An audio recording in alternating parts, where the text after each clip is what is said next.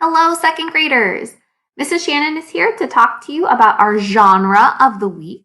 All of our books we read this week will be realistic fiction. Realistic fiction. We have had this genre earlier in the year, but I'm going to review with you the 2 things a story must have in order to be considered realistic fiction. Realistic fiction is a story that could happen in real life. So it has events that could happen in real life. Realistic fiction also has characters that could be real people. All right? So realistic fiction means it is made up, but the events and people could be real in real life. Today we will be working in our Your Turn practice book on page 57. So if you do not have that book with you now, pause this video and go find it. All right, second graders, now that you have your Turn practice book and are looking at page 57, I will be reading the story out loud to you and reading the questions, and then you can complete this page on your own.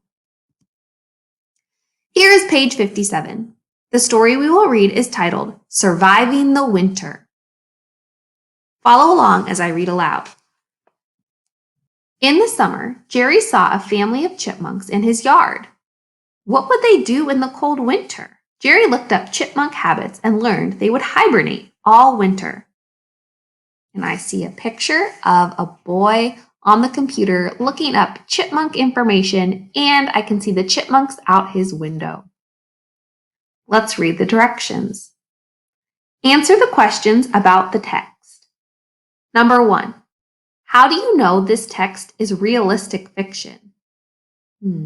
Well, second graders, think about what are the 2 things a story must have to be realistic fiction. The characters and events are made up, but could be real in real life. Number 2, how does Jerry find out information about chipmunk habits?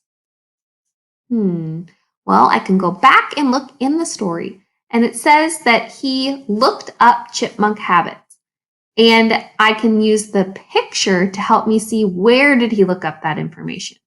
Because he could have looked it up in a book, he could have looked it up on the computer, he could have looked it up in an encyclopedia, but I can see from the picture that he looked it up on the internet or on the computer. Number 3, how does Jerry know the chipmunks will survive the cold winter? Second graders, how does he know they'll survive? Well, it says that they would hibernate all winter.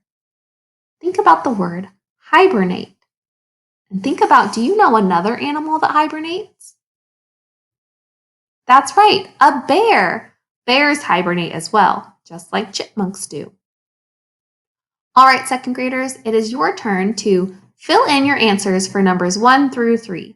If you have questions about these questions, you can listen to this video one more time to search for your answers.